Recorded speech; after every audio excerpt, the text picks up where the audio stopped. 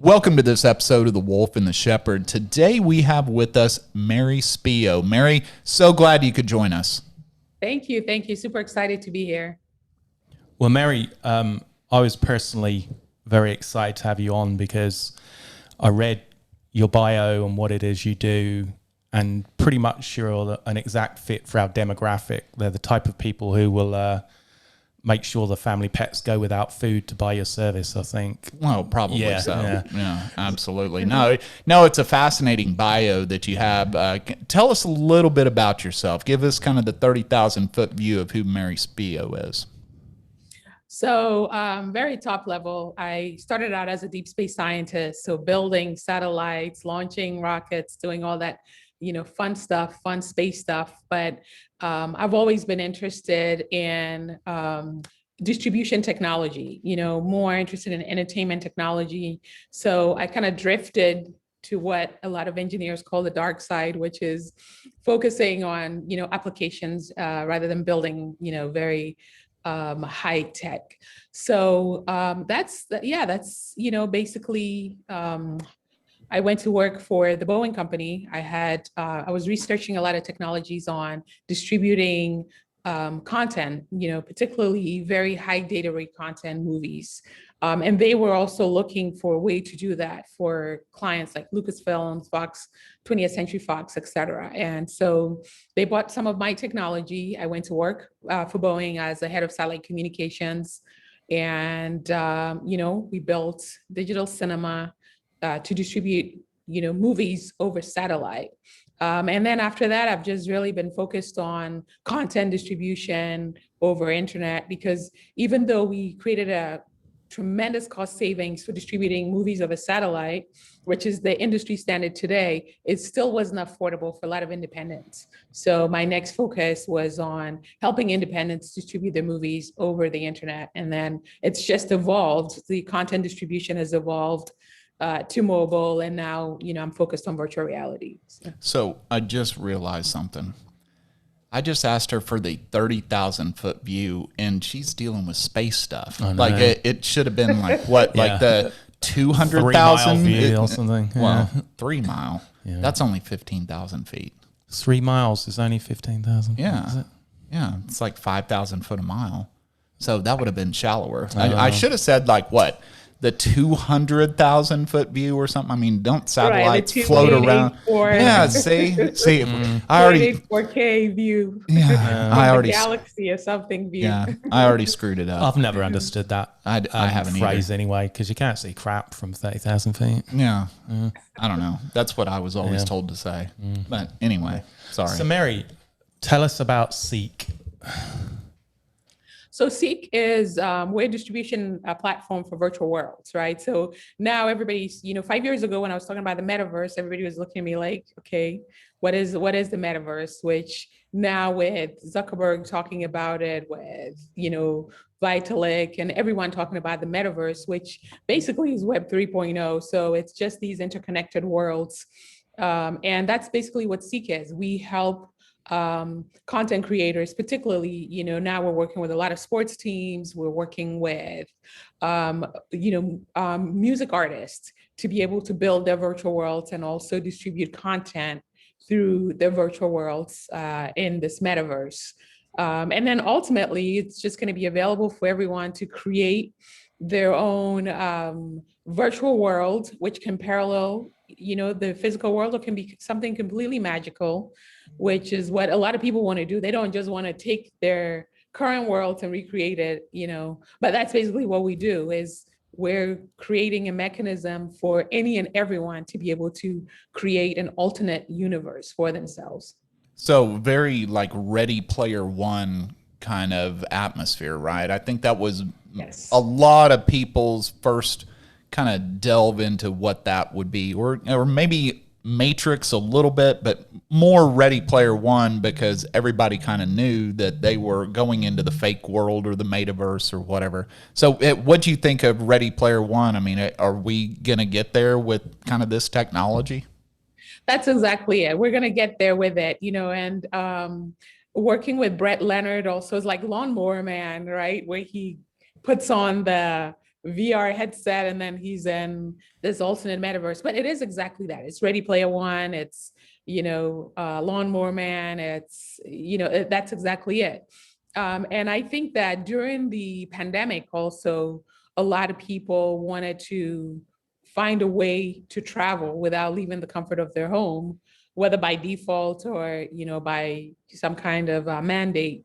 And we even saw a lot of frontline workers too that were just unplugging by just putting on our VR headset and going into mind chill and just chilling, for even if it's like 30 minutes or 10 minutes, they just want to be in a different world and then come back.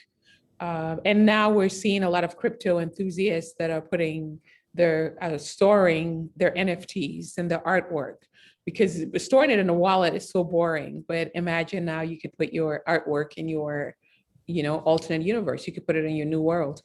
So glad you brought up NFTs. So with the Wolf and I, we've been talking about NFTs, and we don't really understand it. We don't have a clue. So can you explain to people what NFTs are and how they work and why they're important? Yeah, absolutely. So basically an NFT, or non-fungible token, I don't know who came up with, the expression, but it's a digital collection. So the same way that you collect a piece of art, but the difference is that with this digital collection, it's recorded on the blockchain, and the blockchain is an interconnected world of all these independent people. So it's not, centralized. It's not like, say, YouTube saying that, oh, you had 3 views, or, this video was uploaded and this many people have seen it. It's just a whole bunch of independent people that are validating any and every information that you put about a specific piece of content or a specific item.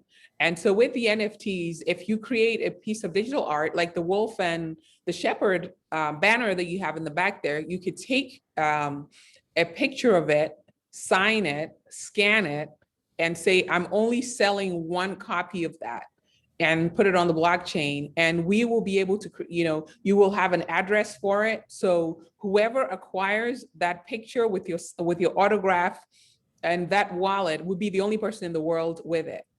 And because it's attached to that particular wallet, if somebody else shows up and says, hey, I have a copy of this, as soon as you go online, you won't be able to validate that this is the only one because it's attached to that particular wallet. So it's just really people collecting digital art. And I think that the excitement about it is because you're able to validate the authenticity of where it originates. Is that anything similar to like an original piece of art by an artist versus a print? Because somebody explained it to me that way. It's like, you got the Mona Lisa, right? And the Mona Lisa's over in the Louvre in Paris, but you can buy a print of the Mona Lisa, and everybody, of course, because it's a very famous painting, knows that you don't have the real one, but you can buy these like limited edition runs of a print, and so they're worth something, or you can just go and buy a poster and put it in there, and it's worth whatever you paid for it, probably 50% less than that once you leave the store. Kind of the same thing, or am I off base? No, that's exactly it. It's exactly it. So imagine, with the Mona Lisa, because even with the Mona Lisa, we have to rely on, a bunch of people to believe that this is actually it. There's really no way to verify unless we could see a video of the artist painting it. But with an NFT, you have the immutable ledger that says this is the only version of the Mona Lisa that exists anywhere in the world. And everybody else and everything else, if it's not tied to this specific address or wallet, then we know that it's just a print. So it's buying the original. But some people are also making art where they say, well, we're only going to sell 10 copies. And especially with music, when we're getting into music NFTs, there are a lot of variations that we're seeing with it, because you can make a song and you can have 10 people buy fractional pieces of that song. And so every time it gets played, all those 10 people will get paid for it. Right. That makes sense. I mean, we have a limited knowledge of decentralized networks through cryptocurrencies. I mean, we've been collecting crypto for about 2-3 years, various coins and stuff. And so we do kind of understand, the benefits of decentralization. and also understand that, there's a lot of applications being built on those decentralized networks. What gives NFTs their value? Because I saw a couple of weeks ago, there were a bunch of limited edition art pieces of some apes, some comical apes, and they were selling for like millions of dollars. But what gives them their value? Because I mean, if I drew a unique picture now and signed it, my son would just like roll it up into a ball and throw it in the trash because it'd be a crap drawing. So would I. Yeah, but probably before I finished drawing, actually. Yes. Yeah, but what gives them this value? Because I mean, surely if they sold the original artwork, put it in a frame and signed it, having the physical thing, you'd assume would have more value than a digital copy of something. So why are the prices for a lot of these NFTs just so high? And it's in a way, it's a huge mystery for some, right? Because you will see some truly magnificent NFTs that are selling for, let's say, $100, and you don't have a bunch of people buying it. And then you see a pixelated, NFT of an ape, and somebody pays $200,000 for it. So a big part of it is people building the networks. Some people are also very skeptical about some of these NFTs that are selling for millions and millions of dollars that don't make sense. Is it something nefarious going on where it's being used as a front? So there are a lot of things that are going on, especially when it comes to NFTs. But most people are building, an audience within the crypto community and then putting these unique artworks out. And so when they put it out, their fans want to be able to get it as a way of storing value. And so it's like a perceived value. So if they can really hype it up, to where people are paying $200,000 for it, then they know that there's that stored value within it. And so their goal would be to be able to sell it again for even higher value. I've seen things from Logan Paul and Francis Ngannou, and this one, I think he had a NFT that sold for $580,000. It's really the perceived value of, it's the same as the Mona Lisa. I'm sure that during that time period, there were a lot of, art pieces that did not get the same notoriety as the Mona Lisa. So it's just all perceived value and, how much publicity and how much attention you can garner for that piece of work. So not to continue to dwell on NFTs, but I have kind of one final question on that one. I also read that there was a way that if artists or whatever create this NFT and then it continues to sell, just like people collect art, people collect whatever, and in the normal world, the non-metaverse, right? If I sell something to the wolf, he now owns it, and if he sells it to you, I don't get any benefit. But in the NFT world, kind of the original creator somehow gets some kind of trickle down off of this. Am I on base, off base? Am I confused on that? Is that true? No, it's very true. That's 100%. So depending on the way the smart contract is written, a lot of times the original creator would get, let's say, 10%. So if you sold your artwork and then somebody else bought it, as the value increases, every time it sells, you get a 10% of the proceeds. And so that incentivizes a lot of artists then to be able to sell their work and to continue to live sustainably from their content. It's been very, I think what we're seeing now with art, before you didn't have that, but with music, it's always been that way, because with almost every piece of music, it's very rare that you see an artist that has sold their catalog, entirely. But usually they have a percentage, and then you have the publishers that would have a percentage. So every time, no matter what happens and all the different machinations that it goes through, unless they sell that percentage interest in the particular piece of music, they will continue to benefit, from the sale, from the exploitation of that music. And, I'm happy to see that that's happening with art now, because no matter who, you sell it to, the fact that you can continue to, sustain yourself from that piece of art is just, I think it's incredible. Yeah, it's almost if you think about like an author, right? And they write a book and that book sells and they get a royalty off that, but then it goes to half price books, right? And somebody buys that book at half price books, that author doesn't get any money off of that, but somebody is buying that book. So the NFT kind of solves that problem. It does. It does. And I think that with crypto, we're going to see a whole lot more. People are looking at, NFTs for real estate. People are looking at NFTs for furniture. I mean, for any and everything that you can think of. But really what they're looking at are smart contracts, because smart contracts have just really made life so much easier. And between, blockchain and smart contracts, you're seeing business transact in a whole new way beyond what anybody imagined, with Ethereum or with, even with Bitcoin. Yeah. How do you feel that it's going to be marketed? Because, we have a situation in society where, say, like if either of his parents get a new phone, you start getting PTSD because it's like, oh my goodness, I've got to explain how to power on, power off, how to, check a text, take a photo, send a photo. We're pretty tech savvy, but, some of this NFT stuff, etc. If we start talking to a stranger about that, they're going to close off within about 10 seconds. How do you kind of plan to simplify, explaining the whole procedure? Or do you think that's even necessary to explain the background of these new technologies and just show people the technology, say, this is it, this is what it does, and they don't really need to understand what it's layered on top of? Yeah, you make a very good point, because the mistake that I see, for example, when VR first came, everybody was so busy talking about the technology of VR and this one and that one, and people were just, glazing over and saying, oh, it's too difficult, it's too complicated. Whereas what we focused on was the user experience, because with any technology, look at what the iPod and, iTunes did for music, where, my grandmother could just take an iPod and press play or type in what she's looking for, and then her song plays. And that's what, good technology and innovation is supposed to do. And so for us, our focus is on making it as simple as possible.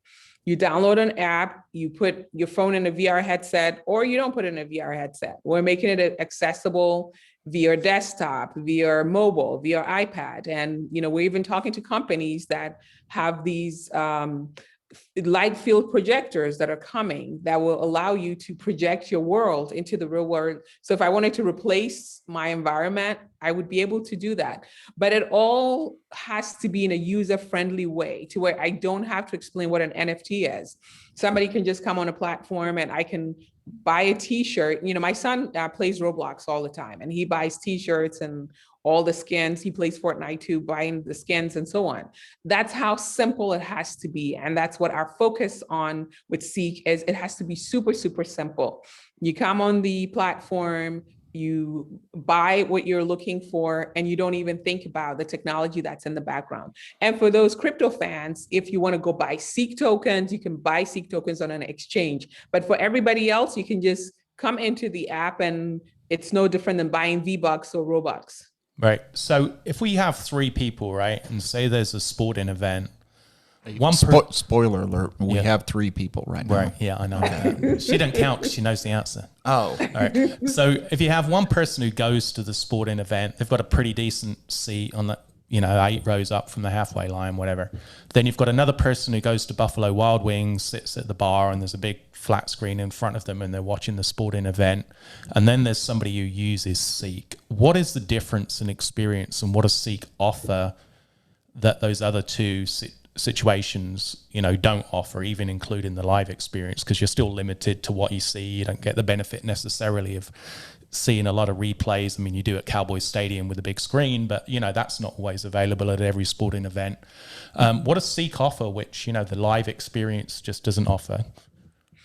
So what we're looking at now is the ability to really have different angles.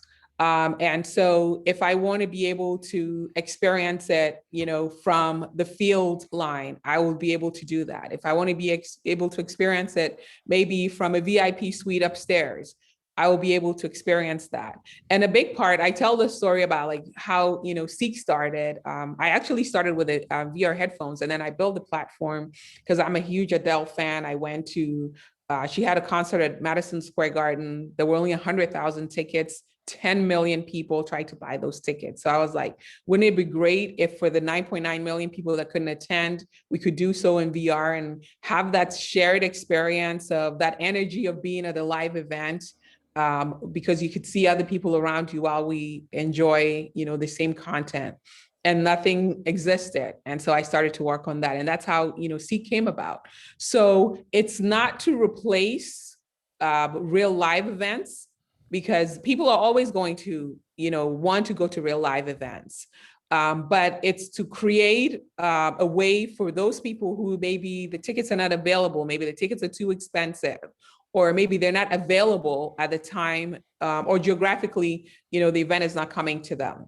So we meet that need, number one. And then after we meet that need, what we want to do now is make sure that they can have an experience that they couldn't ordinarily have in real life. And so if that means, watching directly from the field, we can put one single chair, if let's say basketball game, we can put one single chair on the floor right next to the owner, and then 1 million people can enjoy the game from the owner's perspective.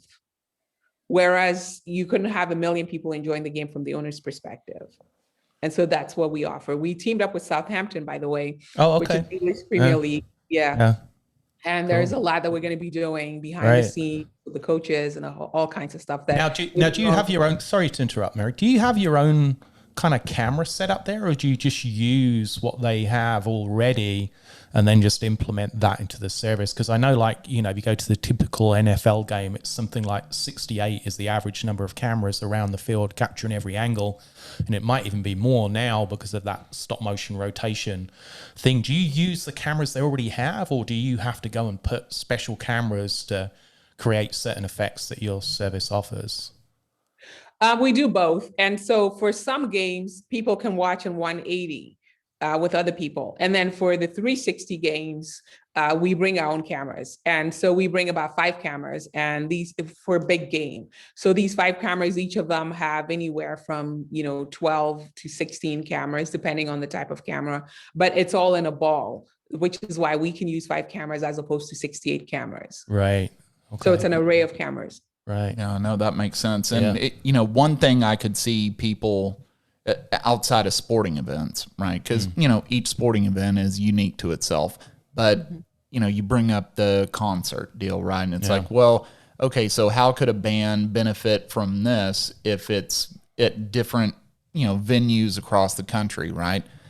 I would argue that Pearl Jam actually solved that problem because they constantly release all these live recordings, and Pearl Jam fans, even though it's the same song over and over and over again, they play it a little bit different at each venue. So bands could still actually benefit from something like this to be able to see, Pearl Jam play at House of Blues in Boston versus House of Blues in Dallas. Venues a little bit different views, and maybe there's different versions of the songs, or maybe there's a line in the song and they replace the word Dallas with the word Los Angeles or whatever. So it's not like bands would miss out on the whole touring aspect because there would still be that benefit. Now, I remember I had a friend of mine that years ago toured around with a band and not toured around with them, but followed the band. That used to be a big thing, I guess, like in the 60s. Like people would follow bands. I mean, like a groupie? No, they would be in the audience, right? But they would just go to each show and they would buy the tickets, and they were watching all these shows. Virtually with CEEK, you could do that from the comfort of your own home. Is that kind of a goal maybe, that you would buy like a season pass to watch a band tour? Yeah, absolutely. Absolutely. So you would buy the season pass. That's exactly it. And so with Pearl Jam, maybe, they do Jeremy differently than they do in Miami, than they do in, Spain or something like that. And people want to be able to absorb all the different versions of it. And we have, content on there, like there's Bush did a performance, and I think it's Jacksonville, that we have online. We have 2 different performances, but both of them are different experiences, and so people can experience them differently. from depending on the location. And ultimately, it's not now, but ultimately what we want people to even be able to do is, if I'm at a live, let's say I'm at a live Bush event, and I want to be able to sell that experience to somebody else because of the location that I was in, I'm, watching it, the vantage point, I will be able to do that. I'll be able to sell my ticket. Maybe I got a VVVIP ticket. And then the artist will also still get a percentage of it. And of course, that's after you've went through the experience, right? So you've Yes. seen the show, and now you turn around and you can sell that to somebody else and maybe recoup some of your money back, maybe make money off of it, right? I'm Yes. thinking free marketplace right here. They're gonna sell it for what they can get for it, right? And then Exactly. that artist in turn gets a little piece of that. Exactly. So in the virtual world, maybe I bought $1,000 ticket, to Pearl Jam, and that gives me this position, which is in center position. And then I bought that $1,000 ticket because it's a 1-year pass. At any given time, I could say, you know what, I want to sell this ticket because there's only one of them in that particular location that I'm watching the concert from. And then you could sell it. Maybe somebody pays you $2,000 for it, and that's the also the excitement of NFTs and all this, blockchain stuff, because of the stored value. Because if you look at Roblox, for example, the amount of money the kids spend. I saw, one lady talks about her kids spent $1,600 on Roblox. And at the end of it, and I believe that, my son bought a t-shirt in that it was $25. I'm like, we gotta return it. But it's more expensive than a real t-shirt, but you can return it. You can do absolutely nothing with it. And then as they get older, so maybe they've spent $2,000 in Roblox. As they get older and they decide to move on to something else, there's no stored value. So we're building Roblox for the real world, in the sense that there is a stored value, there's the exchange of, value. And then, for some people that's exciting for them. Yeah, I think you maybe need to set up a Roblox support group, because the shepherd here is also a victim of having multiple kids who are buying Roblox like gold. Yes. I'd have a lot of money in the bank right now if I didn't spend it all on Roblox. Even my kid, he's like, Dad, if I get a hit at the baseball game, what will you pay me and all this? I'll be like, oh, okay, well, and I make the agreement. Then we total everything up, and I'm like, okay, well, it's $5. And I want $5 in Roblox. I'm like, well, I'd rather give you the money. No, I want it in this so I can buy, virtual T-shirts or whatever it is. It's bizarre. Yeah. So we've talked about it, CEEK in the ever-changing atmosphere, the sporting events, the bands, things like that, right? What about static things like, let's say, touring the White House, or going to the Grand Canyon or whatever? Is there a look for that with CEEK, or is that just going to be traditional VR and y'all aren't looking at that at all? No, that's in there as well. I mentioned the Mind Chill events, or Mind Chill experiences. These are, you're in the forest and you're in this magical forest and there's music, and we're integrating Pandora and Spotify. So you can come into the environment and you could be in a totally chill environment. And it could be the Grand Canyon. And we're also opening up the ability for other content creators to be able to build these experiences and put it on the platform. So eventually, if you want travel, if I want to be in Maui, if I want to be in, Dallas, right? Wherever I want to be, I would be able to find that in the app and be able to go and, experience that. So it's not just limited to sports and music. That's what we're starting with. But ultimately, you're looking at education and you're looking at so many different things. And there's also the aspect of the stored value. So everything that, when you buy the CEEK tokens to spend inside of the environment, if you decide that you don't want to, you want to sell your t-shirt, you're going to be able to do that. If you decide, I just want to, take my tokens and do something else with it, you could do that. Right. So obviously there are, educational, military and gaming potential applications with this new technology.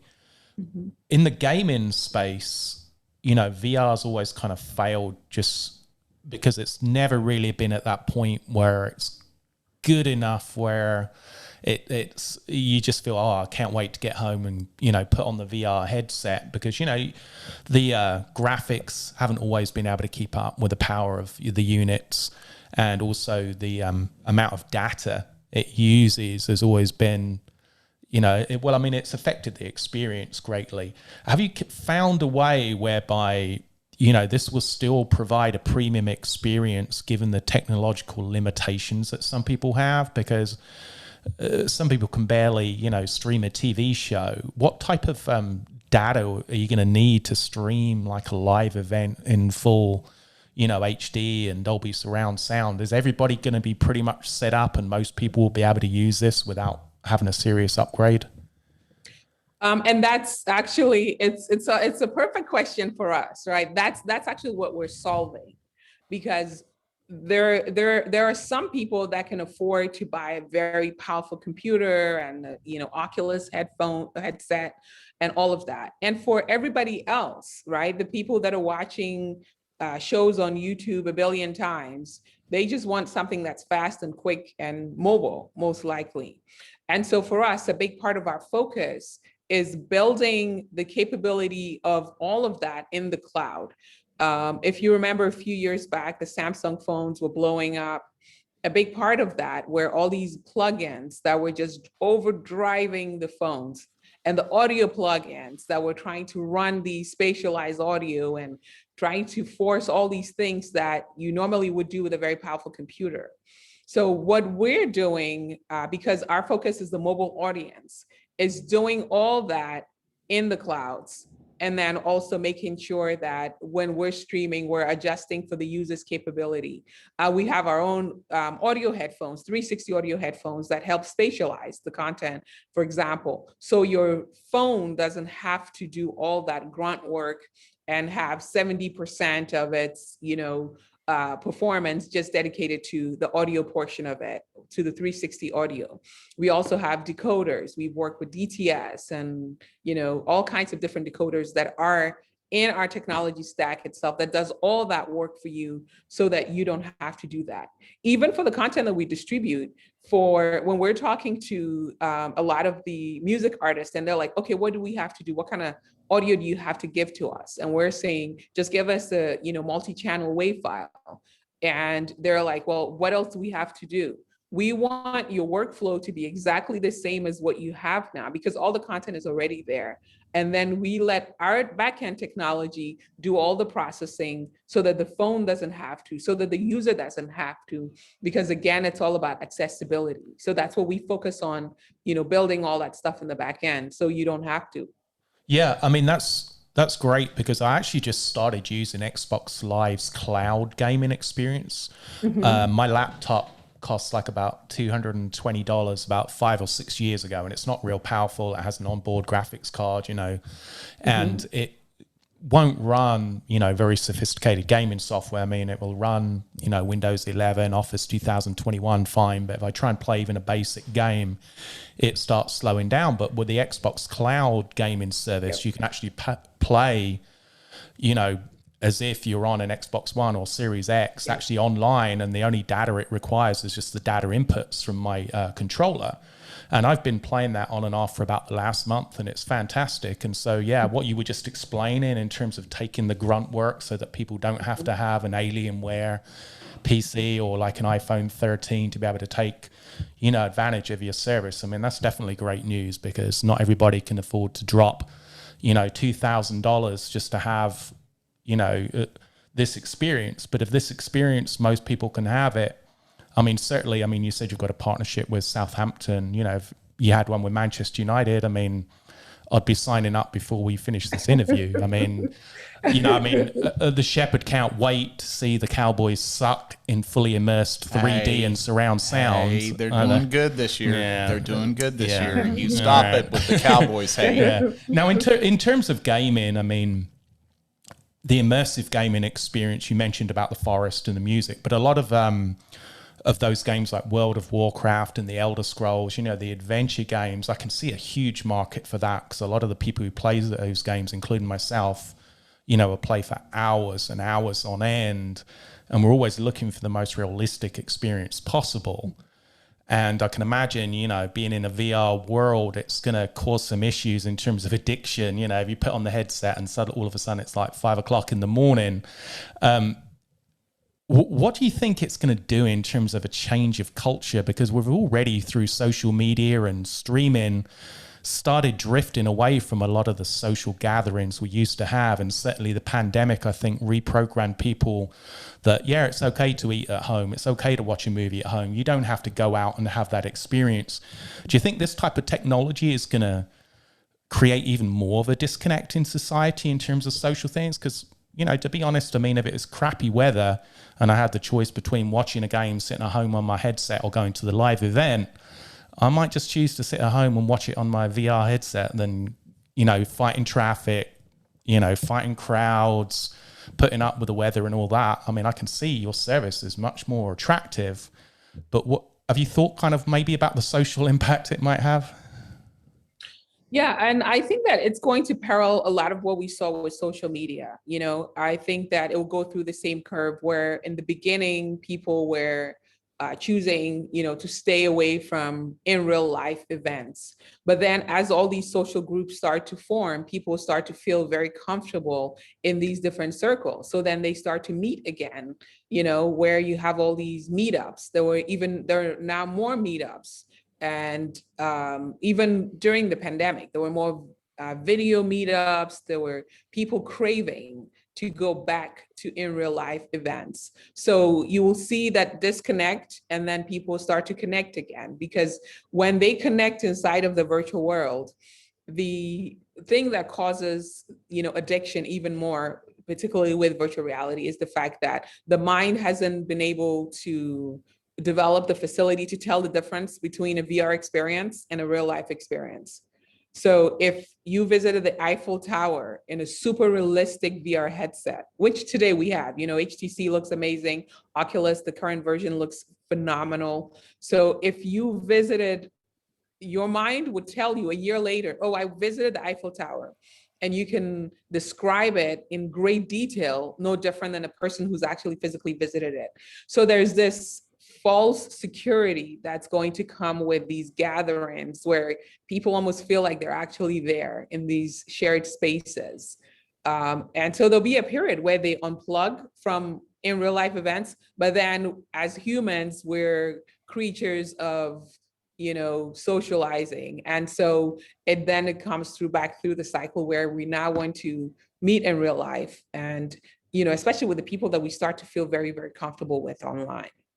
So now going back to this like virtual experience, right? And so this popped in my mind. Let's say that we create something on the podcast where you could be sitting here as we're recording, right? Mm-hmm. But then we look around in our little room and we're like, well, our room sucks. So we want to make it look really cool. And so we put up, and this is probably antiquated technology, but like green screens or whatever, where it looks like we have this most amazing little studio or big studio or something like that. So would that allow maybe content creators to show a much different reality, so to speak, than, looking at our, well, like in a different background on the Zoom video, because we can have a different background, and you can actually have moving backgrounds, but you mean like a completely 3D immersive, right? Like background? Somebody could walk around our essentially fake studio where they're like, oh my gosh, there's this bar over here, not just a little kegerator, but like a full bar, and there's like a virtual bartender over there, and blah blah blah. Yes. I mean, is that where we're getting at, even maybe within this step or the next step? Absolutely. Actually, we shot a movie with Brett Leonard. He's the director of Lawnmower Man. We shot a movie with him called Hollywood Rooftop. And the whole thing was shot they shot that on a black screen, and then they replaced the environment.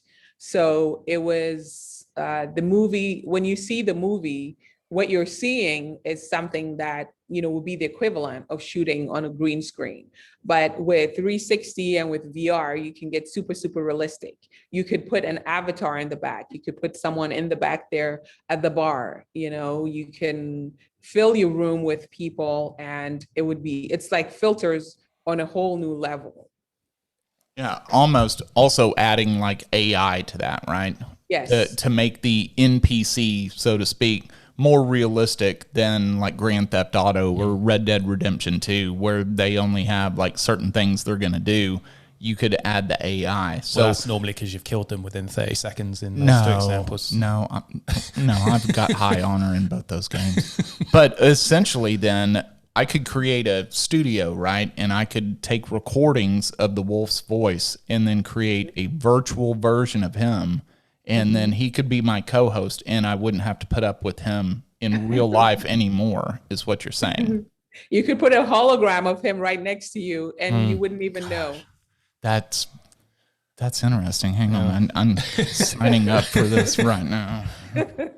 Yeah, but I'm going to hack it. Well, that's true. It won't be me here. You'll have somebody 10 times more obnoxious if we can find that's probably true. Yeah, you'll figure out a way to ruin this for me like you do everything else. So, Mary, just so we can get people saving up as it's coming close to Christmas here, what kind of price point, entry level, say if the shepherd wants to go to a Dallas Cowboys game, he wants that, halfway line seat, few rows up, what would he be looking at for a basic experience? So for a basic experience, the ticket itself varies. So it could be from $9.99 to $24. Or for a subscription, you have a basic subscription of $9.99, and then 3 months is $24.99. And of course, a full year is $99 or $69, depending on the package itself. And then you'd have to buy the VR headset and the headphones, especially if you're using a phone and you want to get the full experience.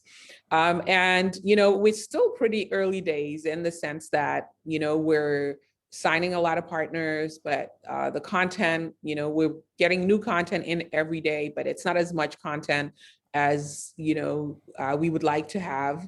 But, we're bringing different artists. So for music, we just did a release with Lady Gaga. We've done stuff with Ringo Starr and, Bon Jovi, and the list goes on. So our goal is to continue to grow the platform so that artists themselves are putting the content on there. But, for now, we're doing a lot of specials because we realize that it's not as much content there as there should be. But you have, you can also consume CEEK on Oculus. You can consume CEEK on HTC. You can consume it in so many different places. And a lot of people now are buying, the CEEK tokens because they know that as we grow, then they're going to be able to have that advantage of being able to use it to, consume the content that they want or to even buy the hardware. Right. To have the most superior experience, would you recommend a VR headset over just a phone? So something like Oculus, if I wanted to set myself up, because, for most people buying an Oculus, if it's just to play a few shoot 'em up games, killing a few zombies, it's quite a big outlay. But if I was buying an Oculus knowing that I was going to be enjoying some live events, several times a month ongoing for years, it suddenly becomes, a very worthwhile purchase. And, what you stated in terms of how much the subscription would be was actually way less than I expected it. When you said $9.99, I was figuring, to watch, say, a game might be like $30, $40, but depending upon the experience, like if you're going to watch the Super Bowl and you're going to watch it in style, I mean, $30, $40, if you're a fan of that team, I mean, that's pretty much a no-brainer if you can't get to the game. It certainly beats watching it on a regular, HD TV. When do you expect the service to kind of launch fully so that we could go home now and sign up and start using this thing? When do you kind of think that launch will be for everybody? Oh, now, I mean, you can get on there now. And, and that's why with the CEEK headset, right? This is our own VR headset. It's only $99. Okay. And so it's a great place to start. It's a great place. I'm sorry, that shocked me because Yeah. I bought my kid the new Oculus and it was much more expensive than that. Let's just get that out of the way right there. So, why are you throwing all these bargains at us all of a sudden? Can you buy those directly from the website, from the CEEK? Yes, from CEEK.com. Yeah, from CEEK.com. You might notice 2 new purchases at the end of this. So. I mean, originally I was kidding about signing up, but now I'm sitting here like. As soon as we get off, we're going to be signing up for it. Wow. Right, and check out Lady Gaga. Behind the scenes, we did a great behind the scenes with Lady Gaga. So it's $99 for that. So it's a great starting point. When you're not ready to commit fully to getting that big gaming computer, and then also for a lot of casual gamers, right? So I say for casual gamers that are not ready to strap all kinds of stuff to their back and mount up, it's great to start, look around, enjoy some concerts, some Bon Jovi, Ringo Starr, Lady Gaga, Ziggy Marley, and then also just even maybe to chill or look at what we're doing with Southampton. So, and you don't have to use it just for our CEEK content. When you buy our headset, you can also use it for all the VR content that's out there. So the big difference is, with our app, you could see a whole bunch of stuff. You don't have to download multiple apps just to consume content. But there is a lot that you could do with it. So I don't know quite how to ask this question, but I feel something bad. There's a certain part of society which has been with us since humankind began, I know who tends to drive a lot of the technological advancement, and I'm sure they must be watching this pretty closely, and I'm not talking about the military. Have any of these companies kind of approached you and been like, hey, look, we notice your technology might be good for this other type of experience here? Has there been any interest kind of shown in that? Because it's got to be a no-brainer for some of these companies that this is a whole new channel of distribution where they can really charge top dollar for this type of thing. Yeah, on a daily basis, we get people asking, is it fog free, right? Usually when people are asking about whether it's fog free, we're like, what kind of experience is going to require heavy panting and all that stuff? But, yes, the porn industry is already, using VR. Right. And, they're saying that some of the experiences are super, super realistic.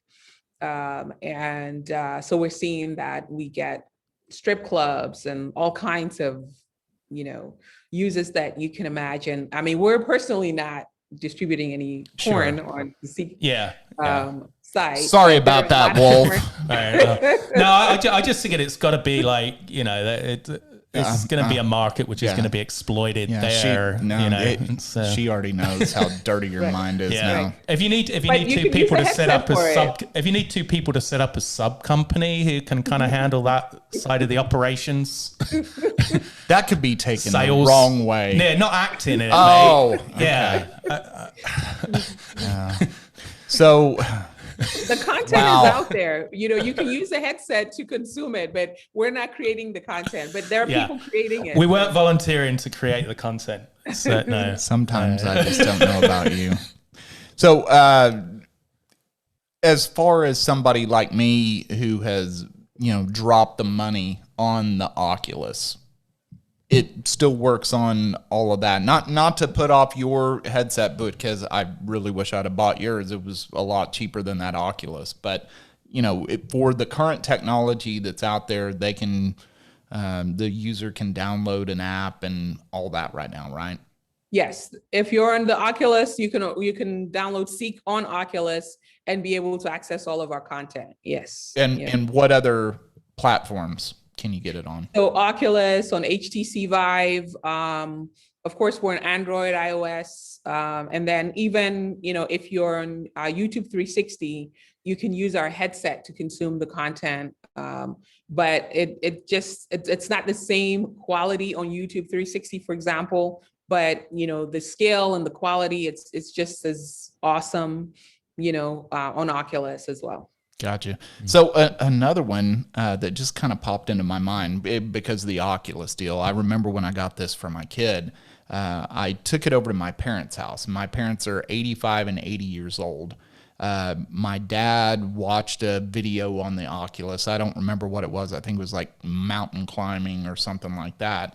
And even though he was sitting in a chair, you still get that kind of motion feeling, right? My mother wouldn't touch it.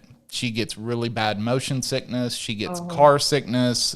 She actually went on a cruise, but I think single-handedly saved the Dramamine company because of all the Dramamine she was taking. So what about those folks with like motion sickness that they kind of get afraid, or the claustrophobia or whatever?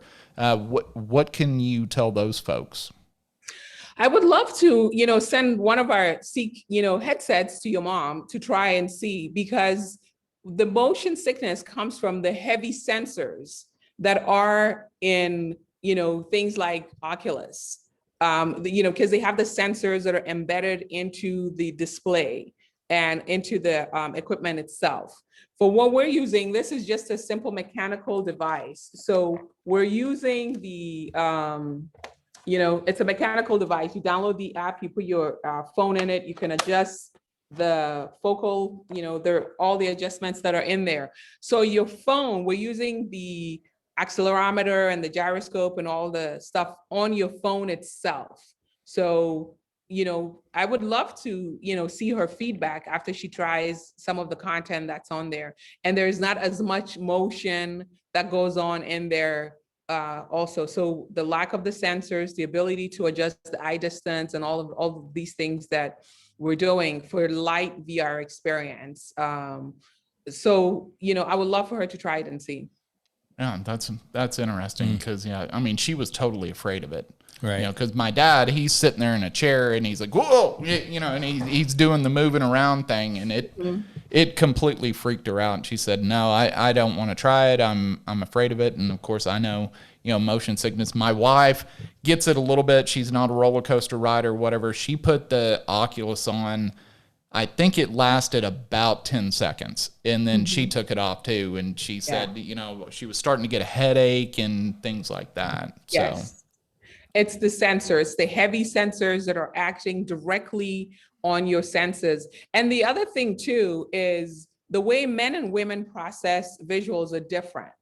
Men use what is called motion by, motion parallax, and then women use shape by sharding.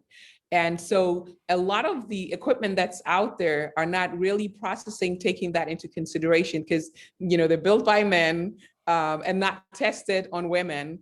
And so that's why you find that a lot of women, when they try the equipment, get motion sickness, they get, all kinds of headaches. I was getting that as well in the beginning. And so by not having the sensors in there, by the way we're rendering, taking into account, the ability to render for both. And there are a few things that when we detect, we're able to render the content differently to make for a more comfortable experience.